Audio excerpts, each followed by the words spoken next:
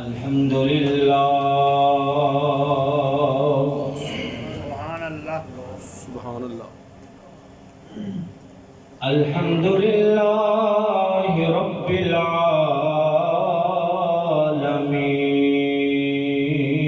العالمین سبحان اللہ والعاقبۃ للمتقین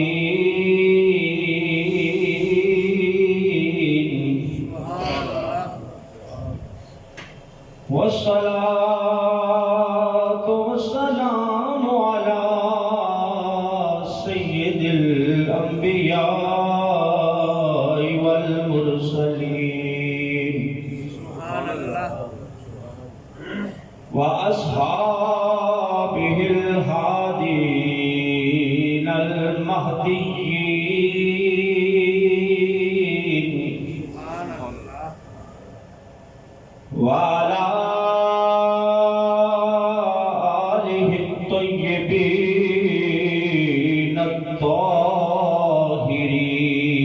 الطاهرين سبحان اللہ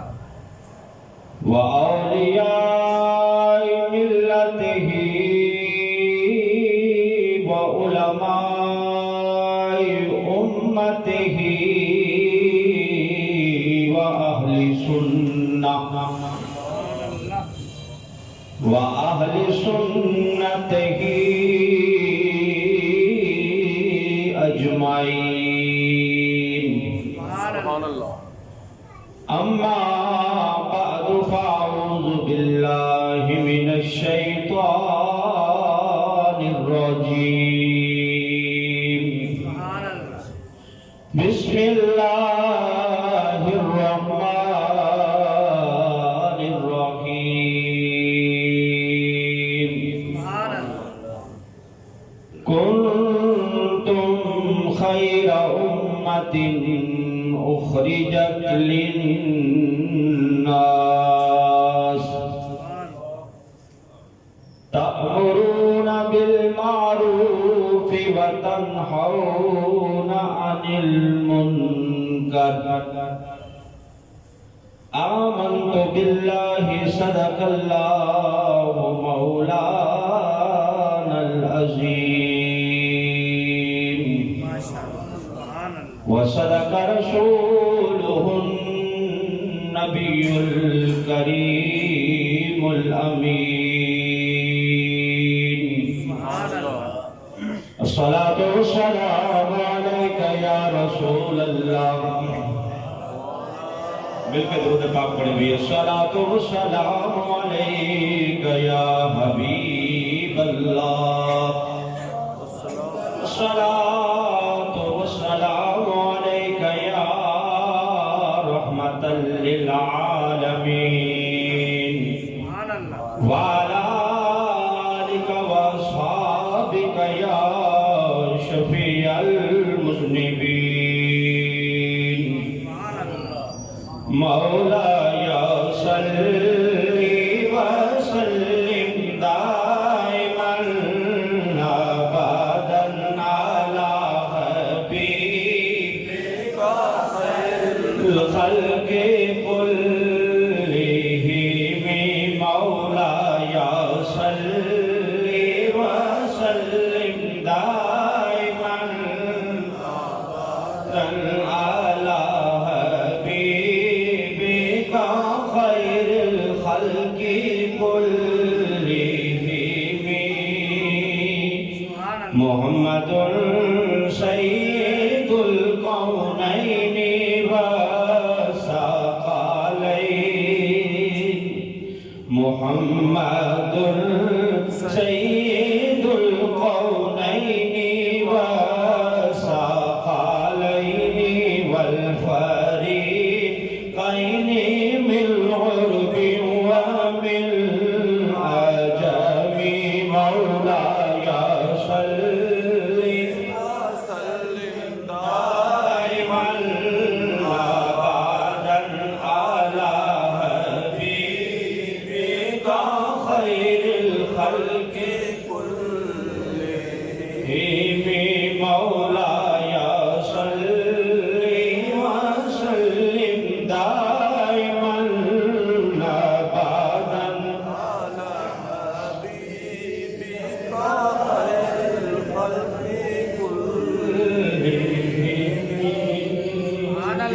سبحان اللہ سبحان اللہ نہایت ہی عزت و احترام کے قابل برادران اسلام،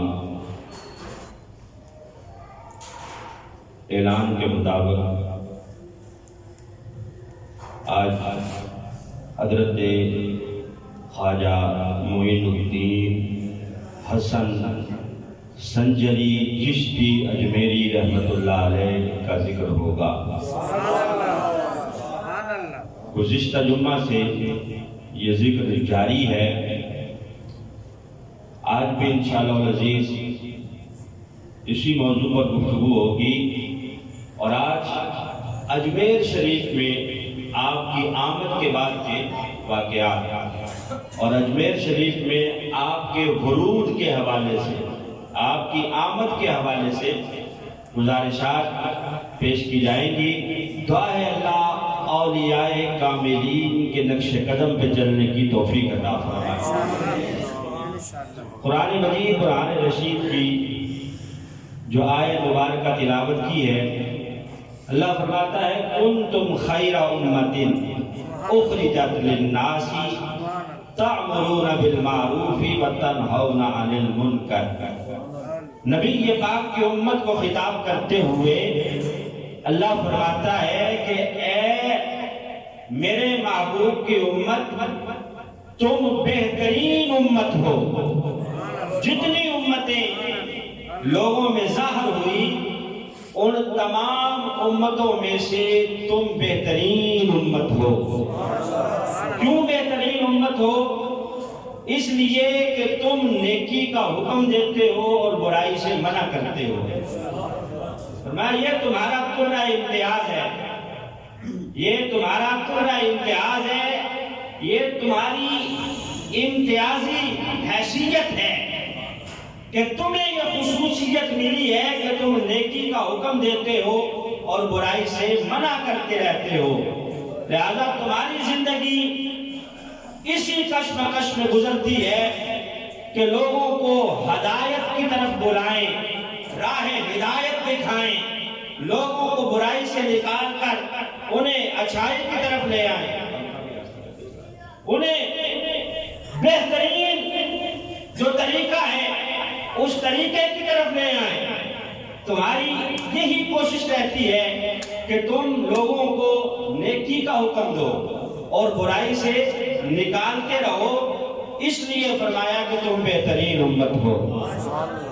تو امت مسلمہ کے جتنے بڑے بڑے مبلغین گزرے ہیں، انہیں مبلغین میں، تبلیغ کرنے والوں میں اور نیکی کا حکم دینے والوں میں حضرت خواجہ معین الدین چشتی اجمیری رحمت اللہ علیہ کا بھی نام آتا ہے۔ اور آپ کا نام اس طرح آتا ہے کہ اگر آپ کو اولیاء کرام کا وزیر اعظم کہا جائے تو بیجا نہ ہوگا۔ جس طرح تبلیغ آپ نے کی ہے اور جس طرح اخلاق حسنہ سے ہندوستان کی دھرتی پہ اسلام کا جھنڈا آپ نے لگایا ہے، شاید ہی اس کی مثال کوئی ملتی ہو۔ اپنا اخلاق بھی پیش کیا ہے، اور پھر کفر کے سامنے جب ضرورت پڑی ہے تو ڈنڈا بھی اٹھایا ہے۔ آپ نے ہر طریقہ استعمال کرتے ہوئے نبی پاک صلی اللہ علیہ وسلم کے دین کو بلند کیا ہے۔ آپ بیٹھے ہیں، یہ آپ کے افو و درگزر کا عالم دیکھیں، بیٹھے ہیں، آ گیا کوئی قتل کرنے کی نیت سے، مارنے کی نیت سے، قتل کرنے کی نیت سے، اب آگے میٹھی میٹھی باتیں کرنا اس نے شروع کی۔ خواجہ صاحب کو اپنے کشف کے ذریعے معلوم ہو گیا تھا کہ اس کا ارادہ ٹھیک نہیں ہے۔ سبحان اللہ۔ فرمایا یہ میٹھی میٹھی باتیں نہ کرو، جو کام کرنے آئے ہو وہ کرو، جو کرنے آئے ہو وہ کرو۔ اس نے کہا ہے جناب کو پتا ہے؟ کہا جہاں بیٹھ کے مشورہ ہوا ہے مجھے وہ بھی پتا ہے۔ اب وہ لگا بتانے کہ جناب میرا قصور نہیں ہے، مجھے فلاں نے بھیجا۔ میں چپ کر جاؤ، پردہ پوشی کرو، نام ظاہر نہ کرو کس نے بھیجا ہے، مجھے سب پتا ہے۔ آپ کا یہ افو و درگزر دیکھ کر اس کو کچھ نہیں کہا جو بظاہر آپ کو قتل کرنے کی نیت سے آیا ہے، یہ افوم و در گزر دیکھ کر ہی اس نے کلمہ پڑھ لیا ہے اور دائرہ اسلام میں داخل ہو گیا. اور ایسا مقام اس کو خواجہ صاحب کی دعا سے ملا ہے کہ 45 حج اللہ نے اس کو نصیب فرما دیے. خواجہ صاحب رحمۃ اللہ علیہ کا سفر نامہ میں بیان کر رہا تھا. سفر نامہ کہ آپ لاہور سے ہوتے ہوئے ملتان، پھر دہلی، اور دہلی سے آپ نے اجمیر کی طرف سفر شروع کیا. اب اجمیر کا انتخاب کیوں کیا؟ خواجہ صاحب رحمۃ اللہ علیہ نے اجمیر ہی میں جانا پسند کیوں کیا؟ اس لیے کہ اجمیر راجوں اور مہاراجاؤں کی دھرتی تھی، ہندوؤں کا گھر تھا اجمیر. سب سے بڑا مندر وہاں راجہ پرتھوی راج نے بنا رکھا تھا، جو ہندوستان کا سب سے بڑا مندر تھا. اور وہ مندر صرف امیروں کے لیے تھا، امیروں کے لیے. اسی لیے اس دھرتی کو راجستھان کہتے ہیں. آج بھی اس ایریے کو راجستھان کہا جاتا ہے کیونکہ وہ راجاؤں اور مہاراجاؤں کی دھرتی تھی، کفر کا گڑھ تھا. اسی اجمیر میں 150 کے قریب ریاستیں تھی اور وہ ساری کی ساری ہندو ریاستیں تھی، اور وہاں ہندوؤں کی راجدھانی تھی اور کفر کا طوطی بولتا تھا. خواجہ صاحب کے جانے سے پہلے وہاں اسلام کا نام لینے والا کوئی نہیں تھا. سب سے بڑا مندر جو ہندوستان کی دھرتی میں تھا وہ اجمیر میں تھا. وہاں کے راجے نے اعلان کر رکھا تھا کہ یہاں نیچ ذات کا کوئی ہندو نہ آئے، بڑے بڑے آئے، یہاں امیروں کا یہ مندر ہے. اور اتنا بڑا مندر تھا کہ ایک رات کو اس مندر میں جو چراغ جلتے تھے 3.5 من سرسوں کا تیل ایک رات میں ان چراغوں میں ڈالا جاتا تھا.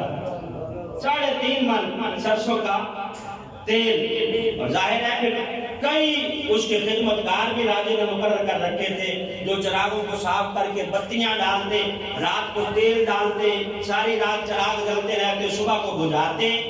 اور ایسے مجاور بھی تھے اس مندر میں جو آنے والوں کو دیوتاؤں اور جھوٹے خداؤں کا تعارف کرواتے تھے کہ یہ جو مورتی ہے یہ می برسانے والی ہے، نعوذ باللہ. یہ جو ہے یہ بیڑے پار کرنے والی ہے اور یہ بیڑے غرق کرنے والی ہے. اس طرح آنے والوں کو تعارف کروانے پر بھی کئی معمور کر رکھے تھے. اور اسی اجمیر کی دھرتی پر ایک حوض بھی تھا جسے انا ساگر کہا جاتا تھا. انا ساگر نامی ایک جھیل تھی. اس جھیل میں دور دراز کے علاقوں سے ہندو آتے اور آ کے یہاں نہاتے. ان کا عقیدہ تھا کہ یہاں نہانے سے ان کے پاپ جھڑ جاتے ہیں.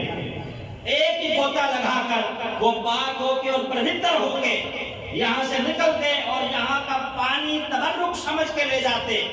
اور دور دراز کے علاقوں میں انا ساگر جھیل کا پانی لے جایا جاتا، اس چشمے کا پانی لے جایا جاتا. اور یہاں آ کے نہانے کو وہ یوں سمجھتے تھے کہ گویا ہمارے پاپ جھڑ جاتے ہیں. گویا کفر کی اور ہندوؤں کی خاص جگہ تھی اجمیر، کفرستان تھا. اسی لیے آپ نے اسی کفرستان کا انتخاب کیا. خواجہ صاحب رحمۃ اللہ علیہ کی آمد سے قبل پرتھوی راج کی اماں نے اسے بتا دیا تھا کہ ایک درویش آنے والا ہے، کیونکہ وہ علم نجوم کی ماہرہ تھی. اس نے پہلے بتا دیا تھا کہ ایک درویش آئے گا مسلم، وہ تیری راج دہانی کو تہو بالا کر دے گا، تیری حکومت خطرے میں ہوگی. وہ یہاں آ کے اسلام کی تبلیغ کرے گا اور تیری حکومت کو تہو بالا کر کے ختم اور نیست و نابود کر دے گا. اور اس کا حلیہ بھی بتایا تھا کہ اس طرح کا حلیہ ہوگا.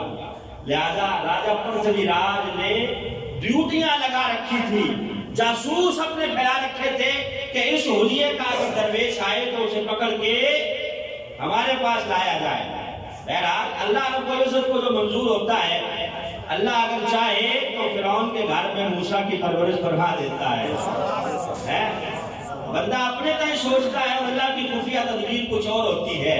حضرت خواجہ صاحب رحمۃ اللہ علیہ 47 سال کی عمر میں 10 محرم الحرام کے دن 572 ہجری کو آپ اجمیر میں جلوہ گر ہوئے اور آپ نے وہی آنا ساگر جھیل کے کنارے پہ جا کے پڑاؤ لگا لیا، چادریں بچھا دی اور اپنے درویشوں سے کہا کہ یہی ہمارا ٹھکانہ ہے۔ 7-8 درویش یا ایک روایت کے مطابق 40 درویش آپ کے ساتھ تھے، آپ کے مریدین، آپ کو ماننے والے، جو راستے میں آپ کے ساتھ ہو لیے کلمہ پڑھ کے اور آپ کے مرید بن گئے۔ آپ نے اسی آنا ساگر جھیل کے پاس ہی جو بڑا سا ایک میدان تھا وہاں چادریں بچھا کر میں بیٹھ جاؤ درویشوں، یہی ہماری جگہ ہے اور یہی ہمارا ٹھکانہ ہے۔ اذان کا وقت ہوا، میں درویشوں اسی تالاب سے وضو کرو اور اذان پڑھو۔ اب دیکھیں اللہ کا ولی جہاں جاتا ہے وہاں جا کے سب سے پہلا کہاں بھی یہ کرتا ہے کہ اذان کی صدائیں بلند کرتا ہے اور مسجد کی تعمیر کرتا ہے۔ میں وضو کرو، اب وضو کر دیا۔ خواجہ صاحب کے ایک مرید نے جب اذان پڑھی اللہ اکبر اللہ اکبر، یہ پہلی اذان تھی جو اجمیر کی دھرتی پہ پڑھی گئی۔ توحید و رسالت کے یہ نغمے جو ہندوستان میں گونجے ہیں اجمیر کی دھرتی پہ، رب کعبہ کی قسم ہے یہ توحید کی صدائیں اس سے پہلے اس دھرتی پہ نہیں گونجی تھی۔ اگر توحید کا یہ نغمہ علاپہ ہے سب سے پہلے تو حضرت معین الدین چشتی اجمیری میں علاپہ ہے۔ یہ پہلی توحید و سنت کی رسالت کی صدائیں تھی، نغمہ توحید تھا تو حضرت خواجہ معین الدین سنجری چشتی اجمیری رحمت اللہ علیہ نے پہلا یہاں اجمیر کی دھرتی پہ بلند فرمایا۔ جب خلاف قیاس ہندوؤں نے یہ آواز سنی کہ یہ کیسی آواز ہے تو کھڑکیوں سے منہ نکال نکال کر دیکھنے لگے کہ یہ کیا ہو رہا ہے، کیا ہو رہا ہے، یہ کس قسم کی آواز ہے۔ اور جب نماز پڑھانا شروع کی خواجہ صاحب نے تو اب دیکھ دیکھ کہ ہندو ہنس رہے ہیں کہ یہ کیا کر رہے ہیں، یہ کسے سجدہ کر رہے ہیں، ہمارا خدا تو ہمارے سامنے ہوتا ہے، نعوذ باللہ ان کے سامنے تو ہے ہی کوئی نہیں، کس کو سجدہ کر رہے ہیں، یہ کیا کر رہے ہیں۔ اب دیکھ دیکھ کے ہنس رہے ہیں۔ اسی اسنا میں خواجہ صاحب نے نماز مکمل کی، شام کا وقت ہو گیا، سورج اب غروب ہو رہا ہے۔ یہ جو بڑا سا میدان تھا آنا ساگر جھیل کے پاس، یہ جگہ تھی گورنمنٹ کے اونٹ بیٹھنے کی۔ یہاں راجہ کے اونٹ شام کو چروا کر لائے جاتے اور اس میدان میں بٹھائے جاتے، ساری رات یہاں راجہ کے اونٹ بیٹھتے اور صبح راجہ نے اگر کہیں جانا ہوتا تو کجاوے کس کے اونٹوں کو یہاں سے نکالا جاتا اور پورے پروٹوکول کے ساتھ پرتھوی راج کو ان اونٹوں پہ بٹھا کے کسی دوسرے علاقے کی طرف سفر کروایا جاتا۔ اب شام کے وقت راجہ کے اونٹ آ گئے، وہ جو چرواہے تھے درویشوں کو دیکھا بیٹھے ہوئے، کہا اٹھو فقیر صاحب اٹھو، یہ ہمارے اونٹوں کے بیٹھنے کی جگہ ہے، اٹھو یہاں سے، یہ جگہ خالی کرو، کہاں سے آ گئے ہو، تمہیں پتہ نہیں ہے کہ یہاں راجہ کے اونٹ بیٹھتے ہیں، تم نے یہاں جگہ پہ آ کے قبضہ کر لیا ہے۔ تو خواجہ صاحب نے فرمایا اتنا بڑا میدان ہے، اتنا بڑا میدان ہے، آپ درویشوں کو تنگ نہ کرو، اللہ کی اتنی زمین ہے، بیٹھ جائیں تمہارے اونٹ بھی اور ہمیں بھی یہاں بیٹھا رہنے دو، مسئلہ کیا ہے۔ بہرحال انہوں نے ضد کی کہ نہیں جناب، پرتھوی راج راجہ کا حکم ہے کہ یہاں کوئی نہیں بیٹھ سکتا، صرف اس کے اونٹ بیٹھتے ہیں۔ اب خواجہ صاحب رحمت اللہ علیہ نے اٹھتے ہوئے فرمایا اچھا اگر راجہ کے اونٹ یہاں بیٹھتے ہیں تو بیٹھے رہیں، ہم کہیں اور چلے جاتے ہیں، بیٹھے رہے راجہ کے اونٹ۔ آپ نے وہاں سے اٹھ کر وہ آنا ساگر جھیل کے دوسرے کنارے پر پڑاؤ کر لیا۔ اب اونٹ بیٹھ گئے، رات گزری خواجہ صاحب رحمت اللہ علیہ کی عبادات و ریاضات میں۔ صبح اب چرواہے ہرکارے اونٹوں کو اٹھا رہے ہیں کہ اٹھو، کیونکہ راجہ کا حکم آ گیا ہے کہ سواریاں تیار کی جائیں۔ اب ایڑیاں مار رہے ہیں لیکن اونٹ ٹس سے مس نہیں ہو رہے۔ مجال ہے کوئی اونٹ اٹھے، اٹھنے کا نام ہی نہیں لے رہے. اب یہ چرواہے پریشان ہیں کہ بات کیا ہوئی ہے, اونٹ اٹھ کیوں نہیں رہے. ایک سیانا بندہ بھی بیچ میں تھا, اس نے کہا رات کو بابا نے کہا تھا کہ بیٹھے ہیں تو بیٹھے ہی رہے, لگتا ہے اس مسلم درویش نے جادو کر دیا ہے, چلو اس کے پاس, جب تک وہ فقیر نہیں کہے گا اس وقت تک ہمارے اونٹ نہیں اٹھیں گے. اب یہ سارے چرواہے خواجہ صاحب رحمۃ اللہ علیہ کے پاس کہ جناب مہربانی کرو, وہ اونٹ تو اٹھ ہی نہیں رہے, آپ نے جادو کر دیا ہے, اپنا جادو واپس لو. خواجہ صاحب رحمۃ اللہ علیہ نے فرمایا ہمارا جادو سے کوئی تعلق نہیں ہے, تم نے جو ہمارے ساتھ غصے میں بات کی تھی, ہمیں کہا تھا کہ اٹھو یہاں اٹھ بیٹھنے ہیں, تو ہم نے بھی کہہ دیا تھا کہ بیٹھے ہیں, تمہیں بیٹھے ہی رہے. تم نے کہا تھا کہ اٹھو, ہم نے کہہ دیا تو لہذا وہ بیٹھے ہی رہیں گے, ہے جرأت تو اٹھاؤ. اب منت سماجت شروع کی کہ بابا جی مہربانی کرو, وہاں بیٹھے بیٹھے اٹھ مر جائیں گے. میں اچھا جاؤ پھر جس کے حکم سے بیٹھے ہیں اس کے حکم سے اٹھ جائیں گے. اب دوبارہ آ کے جب انہوں نے اونٹوں کو اٹھایا ہے تو اونٹ اٹھ کھڑے ہوئے ہیں. یہ خواجہ صاحب رحمۃ اللہ علیہ کی پہلی کرامت تھی اجمیر کے اندر, جس کا پورے شہر کے اندر چرچا ہو گیا. راجہ تک بھی بات پہنچ گئی. راجہ نے کہا کہ اس مسلم درویش کو یہاں سے نکالو, اٹھاؤ آنا ساگر جھیل کو اس نے خراب کر دیا ہے, اس کے پانی کو برست کر دیا ہے, یہ یہیں پر وضو کرتے ہیں نہاتے ہیں, لہذا یہاں سے اٹھاؤ ان کو نکالو یہاں سے. اب آگے راجہ کے کرندے کہ اٹھو یہاں سے, کہا نہیں ہم خود نہیں آئے بلکہ بھیجے گئے ہیں, ہمیں کسی نے بھیجا ہے لہذا ہم نہیں یہاں سے اٹھیں گے. اچھا اگر نہیں اٹھو گے تو راجہ کا حکم ہے اس تالاب کا پانی تم استعمال نہیں کر سکتے, پانی تمہارے اوپر بند ہے, تالاب کا پانی تمہارے لیے راجہ نے بند کر دیا ہے, نہ تم یہاں وضو کرو گے نہ نہاؤ گے. کہا اچھا. خواجہ صاحب رحمۃ اللہ علیہ حسن معین الدین چشتی اجمیری آپ فرمانے لگے چلو ایک لوٹا تو بھر لینے دو, میں ایک لوٹا تو بھرنے دو پھر ٹھیک ہے, اگر نہیں تو کوئی بات نہیں. اچھا چلو ایک لوٹا بھرنے کی اجازت ہے. خواجہ صاحب رحمۃ اللہ علیہ کی دوسری کرامت ہے, آپ نے اپنے درویش سے کہا کہ لوٹا اٹھاؤ اور بھر لاؤ. اب درویش نے لوٹا جو پانی میں ڈالا اٹھایا, جیسے ہی اٹھایا ہے سارا تالاب کا پانی اس ایک لوٹے میں سما گیا ہے. تالاب خشک ہو گیا ہے, مچھلیاں تڑپ رہی ہیں. ایک لوٹے میں جب اٹھایا ہوا سارا پانی اس کے اندر آ گیا ہے, لا کے خواجہ صاحب رحمۃ اللہ علیہ کے پاس رکھ دیا. اب وہ جو آئے ہوئے تھے دور دور سے نہانے, اپنے پاپ دھونے, پیٹنا شروع کیا کہ جناب یہ کیا ہو گیا, یہ تو پانی خشک ہو گیا ہے. راجہ تک بات پہنچی. راجہ نے کہا کہ اس کی منت سماجت کرو اس کی منت سماجت, فی الحال تو تالاب بحال کراؤ, بعد میں اس کے ساتھ دو ہاتھ کریں گے بابے کے ساتھ. اس کو کہو کہ تالاب بحال کرے, عورتیں اور بچے ان کے پاس بھیجو تاکہ جا کے منت سماجت کرے بابے کی.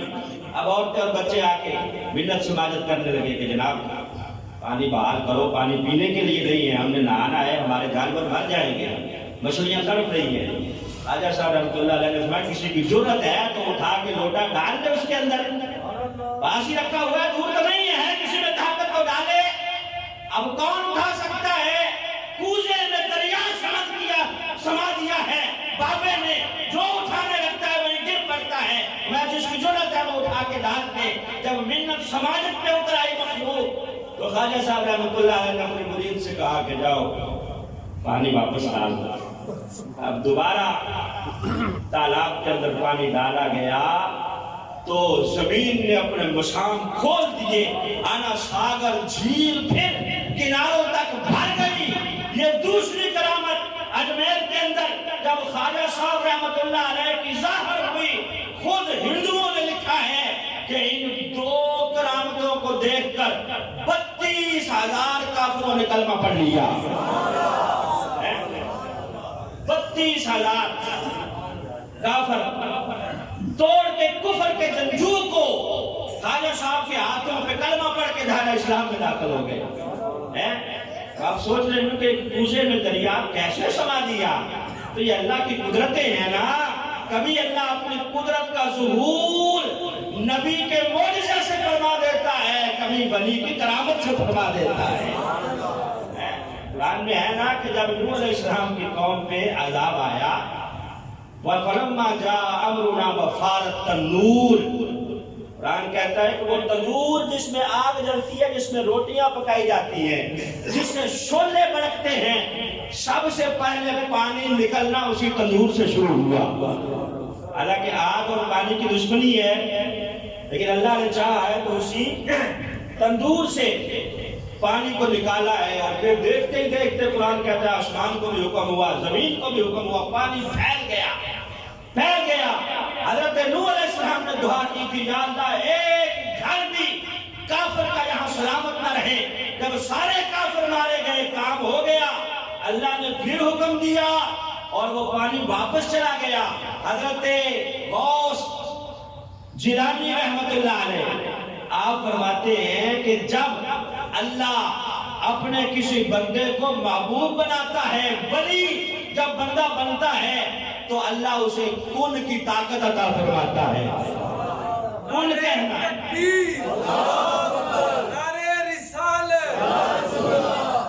حضرت غوث اعظم فرماتے ہیں کہ اللہ پھر اس کو کن کہنا نصیب فرما دیتا ہے۔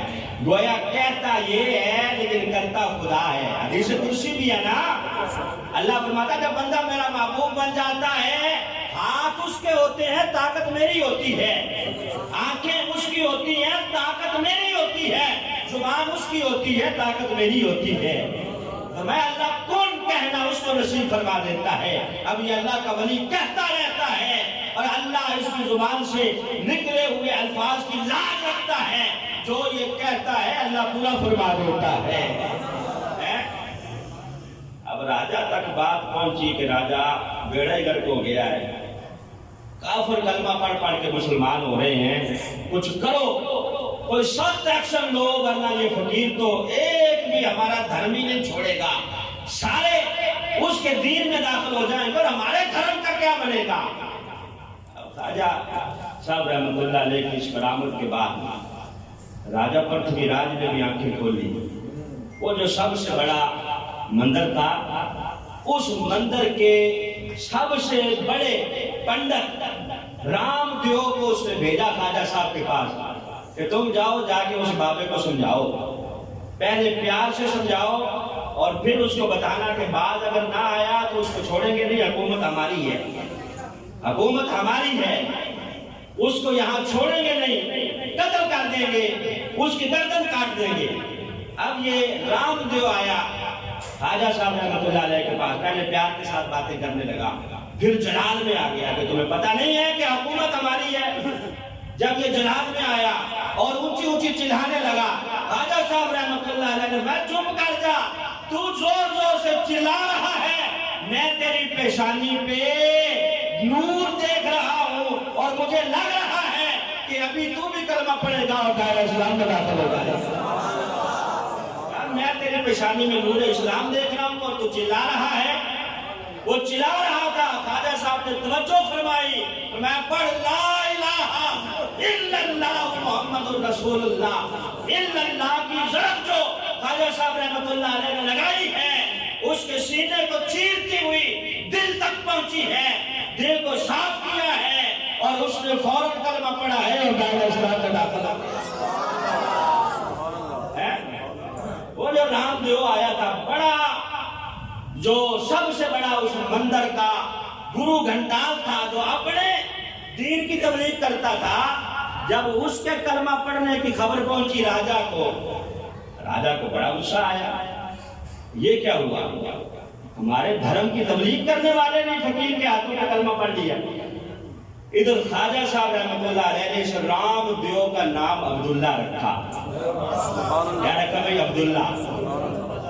یہ عبداللہ کہنے لگا کہ جناب یہ روز روز کا جھگڑا ختم کرے، کبھی کوئی آ جاتا ہے یہاں سے اٹھے، کبھی کوئی آ جاتا ہے، میں جدی پشتی جہاں کا رہنے والا ہوں اور میرے آباء و اجداد کی بڑی زمینیں ہیں، میں وہ ساری زمینیں آپ کے نام کرتا ہوں، وہاں جا کے ڈیرا لگاتے ہیں، وہ ساری زمینیں میں آپ کے نام کرتا ہوں۔ آج بھی جہاں خواجہ صاحب کا اجمیر میں مزار ہے، یہ اسی عبداللہ کی زمین پر ہے۔ آپ کے ارد گرد کی جو ساری زمین ہے، احاطہ ہے بڑا مزار کا، اسی سابقہ رام جو اور حالیہ عبداللہ کی عطا کردہ زمین ہے. خواجہ صاحب نے وہاں سے کوچ کیا اور وہاں جا کے ڈیرے لگائے. اب چند ہی دنوں میں کیونکہ 32,000 سے زائد 40,000 کے نزدیک لوگ کلمہ پڑھ چکے تھے. چند ہی دنوں میں گارے اور مٹی کی دیواریں تعمیر کر کے خواجہ صاحب کا آستانہ وہاں قائم کر دیا گیا. اب یہاں سے اذان کی صدائیں بلند ہو رہی ہیں, تبلیغ ہو رہی ہے. ادھر غصے میں ہے پرتھوی راج. میٹنگ ہوئی, مشورہ ہوا. آخر لوگ اس نتیجے پہ پہنچے کہ بابے کے خلاف جادوگروں کو اتارا جائے. جادوگروں کو اتارا جائے, جادو کے ذریعے اس بابے کو ریز کیا جائے. اب سب سے بڑا جو جادوگر تھا اجے پال, کیا نام تھا اس کا؟ اجے پال.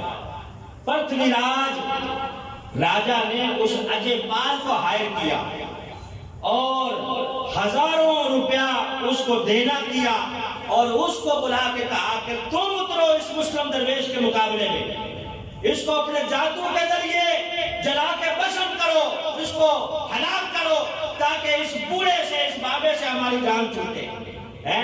اب اعلان ہو گیا کہ بابے سے مقابلہ ہوگا اور جادوگر اجے پال اس کے ساتھ پنجہ آزمائی کرے گا.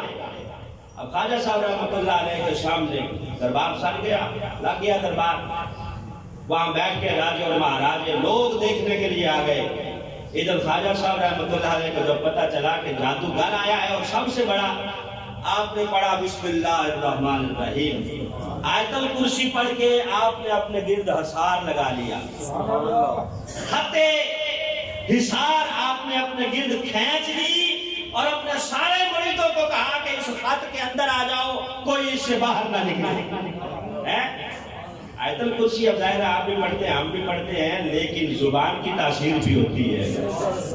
اذان ہم بھی دیتے ہیں, حضرت بلال بھی دیتے تھے, ان کی زبان کی تاثیر کچھ اور تھی اور ہماری تاثیر کچھ اور ہے. ہمارا آیت الکرسی پڑھنا اور خواجہ معین الدین چشتی اجمیری رحمۃ اللہ علیہ کا پڑھنا, آپ نے خط حصار کھینچ کے اپنے سارے مریدین کو اندر کیا. اب ادھر مجمع لگا ہوا ہے. اجے پال سے راجے نے کہا کہ کیا کرو گے؟ کہا تم دیکھتے جاؤ. اب اس نے نکالی اپنی مالا, ہم کہتے ہیں نا تصویر تو وہ مالا کہتے ہیں. اب اس نے مالا جپنا شروع کی. کیا جپ رہا ہوگا پتہ نہیں, رام رام جپنا پرایا مال اپنا, رام رام جپنا پرایا مال اپنا. بہرحال جو بھی وہ پڑھ رہا تھا, جپ رہا تھا, وہ مالا جپتا رہا. اور دیکھتے ہی دیکھتے لوگوں نے دیکھا کہ سانپ جادو کے ذریعے نکل رہے ہیں اور خواجہ صاحب ان کے درویشوں کی طرف دوڑ رہے ہیں. اب لوگوں نے تالیاں بجانا شروع کی کہ اب مسلم درویش کی خیر نہیں ہے, یہ جادو کے سانپ اس بابے کو کھا لیں گے اور ناچ دیں گے. جیسے ہی وہ حصار تک پہنچتے ہیں سانپ وہی ڈھیر ہو جاتے ہیں اور سارے کے سارے سانپ وہاں جل گئے, خود ختم ہو گئے. اب اجے پال کی طرف راجا نے دیکھا, ستیہ ناش ہو گیا ہے, اتنا خرچہ کیا ہے تمہارے اوپر, اتنے دنوں سے تمہیں یہاں اکٹھا کیا ہوا ہے, گھر سے نظر پک رہا ہے, تم میرے گھر سے کھا رہے ہو, یہ کیا ہوا ہے؟ تم تو کہتے تم خیر نہیں ہے. کہا حوصلہ رکھ, یہ ابھی پہلا ہم نے وار کیا تھا, ابھی دوسرا کریں گے. آپ کیا کرو گے؟ کہا اب اوپر سے آگ برساؤں گا.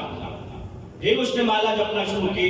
لوگ دیکھ رہے تھے واقعی اوپر سے آگ یوں برس رہی ہے جادو کے ذریعے.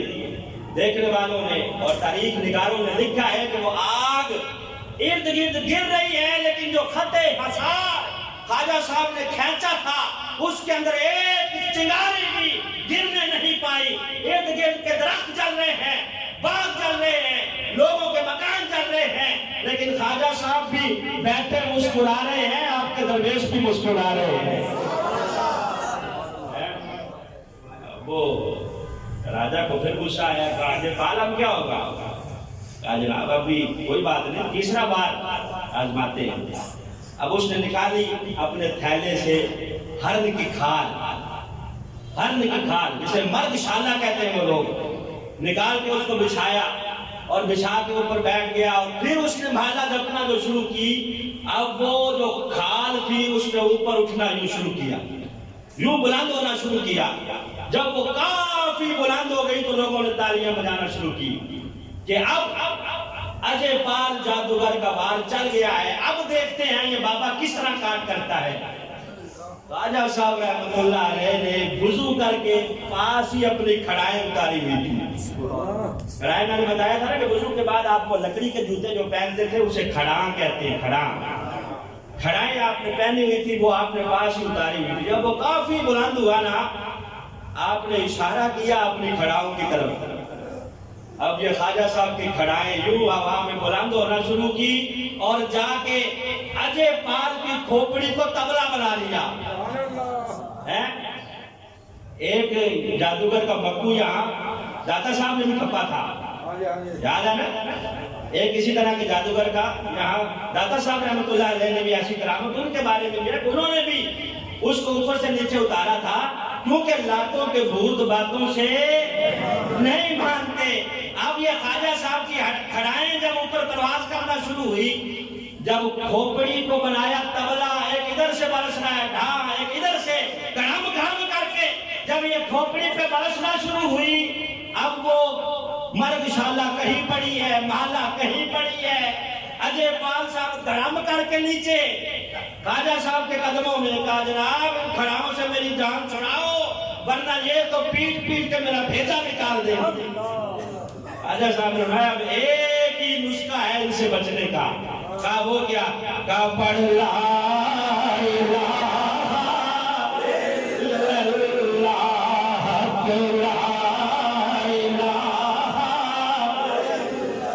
لا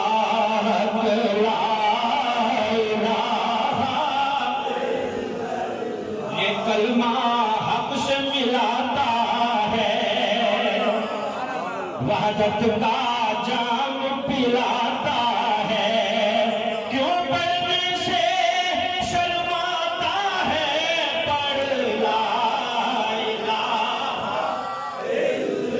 اللہ, پڑھ لا الہ الا اللہ, حق لا.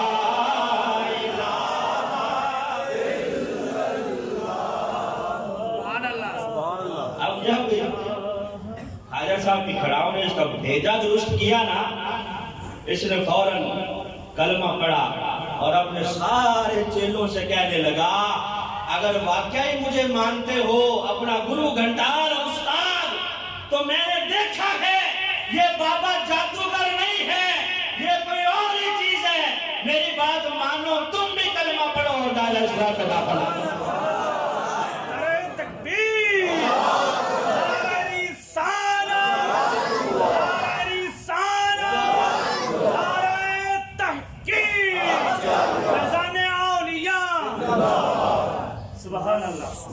اب خواجہ صاحب کی یہ کرامت دیکھ کر وہ سارے کے سارے جوگی جتنے آئے تھے اس کے چیلے اجے پال سمیت سب نے کلمہ پڑھا. راجہ کو بڑا غصہ آیا, اس نے کہا کھاتے میرا رہے, خرچہ میں نے کیا, لوگ میں نے اکٹھے کیے اور انہوں نے آ کے اس مسلم درویش کی عزت کو چھاپ چاند لگا دیے. بہرحال غصے میں پھولا نہیں سنبھالا, چلا گیا اپنے محل کے اندر. کر بھی کیا سکتا تھا, خواجہ صاحب کو اللہ نے فتح عطا فرمائی, فتح اور نصرت سے نوازا. چند دن گزرے ہیں, اب خواجہ صاحب نے بھیج دیا پیغام اسی پرتھوی راج راجہ کی طرف, راجہ کلمہ پڑھ لے, دائرہ اسلام میں داخل ہو جا ورنہ تیری خیر نہیں ہے, تیری موت کا وقت آ گیا ہے. کلمہ پڑھ لے گا تو بچ جائے گا ورنہ تیرا سر کاٹ دیا جائے گا. اب جب پیغام پہنچا ہے راجہ کی طرف, راجہ نے کہا پیغام لے کے آنے والے اس مسلم درویش سے جا کے کہہ کہ اپنی چادر دیکھ کے پاؤں پھیلائے. آج تک میں اس کا منہ دیکھ رہا تھا اور اس نے مجھے ہی دعوت دے دی ہے کہ میں کلمہ پڑھوں. اسے جا کے کہو کہ وہ چادر دیکھ کے پاؤں پھیلائے, اس نے مجھے ہی پیغام بھیج دیا ہے. خواجہ صاحب کے پاس جب آیا واپس پیغام پہنچانے والا تو ادھر راجہ غصے میں تھا, اس نے اعلان کر دیا کہ آج کے بعد اگر کوئی درویش کے پاس جائے گا اس کا گھر جلا دیا جائے گا. تاریخ ہند اٹھا کے دیکھیں, اجمیر کی تاریخ تمام کتب کے اندر یہ روایات موجود ہیں کہ اس کا گھر جلا دیا جائے گا. جو اب بابے کے پاس جائے گا اسے چھوڑا نہیں جائے گا. اب اس نے پھر ظلم و تشدد شروع کیا. ادھر خواجہ صاحب رحمۃ اللہ علیہ نے پھر لکھ بھیجا اس ہندو راجے کی طرف کہ اے ہندو راجہ, میں مجھ زندہ کو مسلمانوں کے بڑے لشکر کے سپرد کر رہا ہوں۔ جب پیغام پہنچا تو اب بنیا ویسے ڈر بہت جلدی جاتا ہے، ہندو بنیا ڈر جاتا ہے جلدی، بظاہر وہ اپنی حیثیت کو جو ہے وہ قائم رکھنے کے لیے اوپر سے گھوم پھام کر رہا تھا، اندر سے ڈر گیا تھا۔ ان کی دھوتی بڑی جلدی ڈھیلی پڑ جاتی ہے۔ بابا صاحب خواجہ حسین رضوی رحمۃ اللہ علیہ آپ فرمایا کرتے تھے نا کہ مودی سے اس کی زبان میں بات کرو، اسے کہو کہ ہمارے ہیں لبیک والے، غزوہ ہند کا وقت آ گیا ہے، جب کہو گے پھر دیکھنا اس کا حال کیا ہوگا۔ ہندو بنی امید کے بارے میں ایک بات مشہور ہے کہ 3 لوگ جا رہے تھے، ایک خان صاحب تھے، ایک تھے شیخ صاحب اور ایک ساتھ ہندو بنیا تھا۔ جا رہے ہیں کہ سامنے سے 3 ڈاکو آ گئے۔ خان نے کہا بے فکر ہو جاؤ، جو آگے ہے اس کو میں مارے گا، چھوڑے گا نہیں۔ شیخ صاحب نے کہا وہ جو پیچھے ہے اس کو ہم نہیں چھوڑے گا، میں ماروں گا اس کو۔ بڑھیا کہنے لگا وہ جو تیسرا ہے وہ مجھے مارے گا، میں نہیں بچوں گا۔ یعنی ان کی بزدلی اور ان کی کمزوری اور ان کا ڈر جانا مشہور ہے۔ ڈر یہ جلدی جاتے ہیں، جب آنکھیں دکھائیں تو پھر ان کی دھوتی ڈھیلی پڑ جاتی ہے۔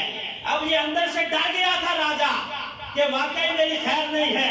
ادھر خواجہ صاحب نے قسم فرمایا حضرت شہاب الدین غوری رحمت اللہ علیہ کی طرف، جو غزنی میں حکومت کر رہے تھے، دارالخلافہ تھا ان کا، اور کئی مرتبہ ہندوستان پہ حملے کر چکے تھے لیکن فتح نصیب نہیں ہو رہی تھی۔ رات کو سوئے ہیں، خواجہ صاحب خواب میں آئے ہیں کہ میں شہاب الدین غوری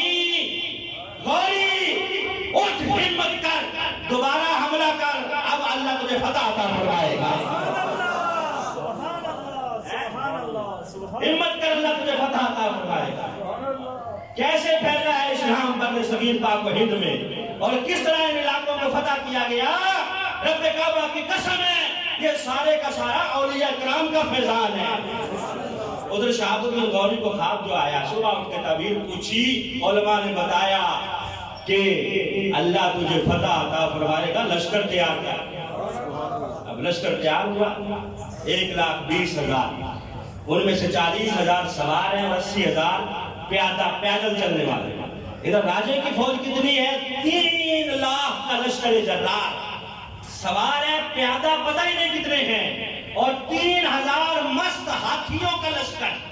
مست ہاتھی یہ کرتے کیا تھے؟ جنگ کے دوران ہاتھیوں کو نشہ آور چیز پلاتے، وہ مست ہو کے جو مخالف فوج ہوتی اس کے اوپر دوڑتے چلے جاتے، یہ مست ہاتھی ہو جاتے، نہ تیر دیکھتے نہ تلوار دیکھتے، مخالف کی فوجوں کو پچھاڑتے چلے جاتے۔ اب یہ 3,000 ہاتھی بھی ہیں، 3 لاکھ کا لشکر جرار بھی ہے، ادھر صرف 1,20,000 ہے، لیکن پیچھے دعا ہے بابے کی۔ بابا کون ہے؟ اجمیر کی دھرتی پہ رہنے والا حضرت معین الدین اجمیری رحمۃ اللہ۔ انہیں بھروسہ تھا اپنے لشکر پر، انہیں بھروسہ تھا اللہ رب العزت کی قدرت پر۔ اب ہوا یہ کہ جب آمنے سامنے ہوئی فوجیں، اللہ نے شہاب الدین غوری کو فتح عطا فرمائی، راجہ مارا گیا اور فوج میدان چھوڑ کے بھاگ گئی۔ جب اجمیر میں شہاب الدین غوری داخل ہو رہے ہیں، مغرب کی اذان ہو رہی ہے، یہ کون ہے جو کفرستان میں اذان بلند کر رہا ہے؟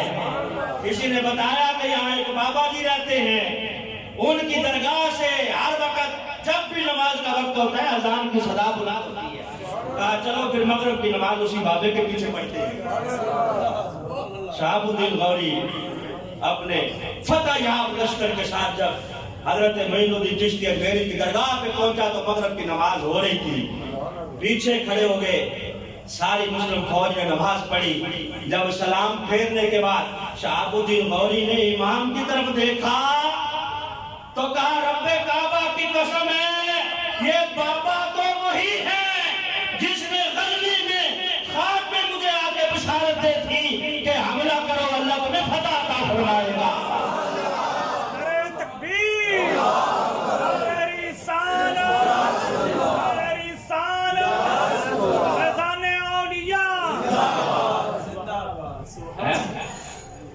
یعنی اگر اسلام پھیلا ہے خواہ اخلاق کے زور پر ہو یا تلوار کی زور پر ہو، یہ اولیاء کرام رحمت اللہ علیہ کا فیضان ہے۔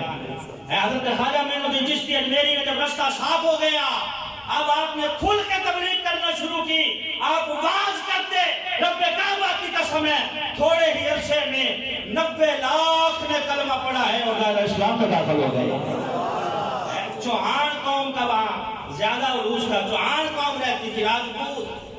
یہ لوگ تو جتنا ہو سکے خواجہ معین الدین چشتی اجمیری رحمت اللہ علیہ کو یاد کیا کریں کہ انہوں نے کلمہ پڑھا ہے تو ان کے ہاتھوں پہ پڑھا ہے، ان کے بڑوں نے کلمہ پڑھا دیا، دائرہ اسلام میں داخل ہو گئے 90 لاکھ سے زائد۔ لیکن جب تک آپ نے کام مکمل نہیں کیا اس وقت تک شادی نہیں کی۔ عمر کتنی ہو گئی ہے؟ 79 سال، 79 79 سال عمر ہو گئی ہے، شادی نہیں کی، کیونکہ نبی پاک نے جو ڈیوٹی لگائی تھی پہلے وہ ڈیوٹی تو مکمل کروں۔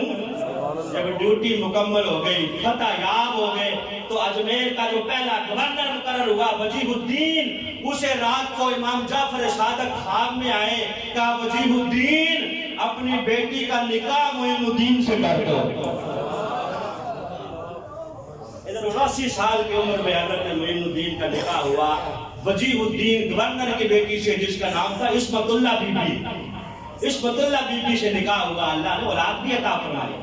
پھر آپ نے دوسرا نکاح کیا ایک راجے کی بیٹی کے ساتھ، اسے کلمہ پڑھایا، دائرہ اسلام میں داخل کیا، اس کا نام رکھا آمت اللہ، اللہ کی باندی۔ اس کے ساتھ دوسرا نکاح کیا، اللہ نے اس سے بھی 2 فرزند اور ایک بیٹی عطا فرمائی۔ 97 سال عمر گزر گئی بابا کی۔ حضرت معین الدین چشتی اجمیری رحمت اللہ علیہ سارا دن تبلیغ کرتے، رات کو عشاء کی نماز کے بعد اپنے حجرے کا دروازہ بند کر لیتے۔ روایات میں آتا ہے کہ ایک دن یا ایک رات کے اندر پورا قرآن ختم کرتے، پورا قرآن۔ یہ اولیاء کرام ہیں، یہ ہے پیر، انہیں کہا جاتا ہے پیر۔ یہ ہوتے مرشد، رات بھر اللہ کی عبادات اور ریاضات میں گزارتے، آخر کار وقت آ گیا، اللہ رب العزت نے جب پیغام اجل بھیج دیا کہ اے میرے محبوب بندے اب میری طرف چلا۔ 6 رجب کا دن تھا، رات کو نماز عشاء پڑھ کے دروازہ بند کر لیا۔ صبح فجر کے وقت جب دروازہ نہ کھلا تو مریدین کو تشویش ہوئی کہ دیکھیں تو صحیح خیریت تو ہے، آج بابا جی نے دروازہ نہیں کھولا۔ جب دروازہ کھولا گیا تو آپ اپنے خالق حقیقی سے جا ملے۔ 57 سال کی عمر میں آپ نے وصال پایا ہے، اور دیکھنے والوں نے دیکھا کہ جب آپ کا وصال ہوا آپ کی پیشانی پہ لکھا ہوا تھا ھذا حبیب اللہ و مات فی حب اللہ، یہ اللہ کا دوست تھا اور اللہ کی محبت میں مارا گیا ہے۔ وآخر دعوانا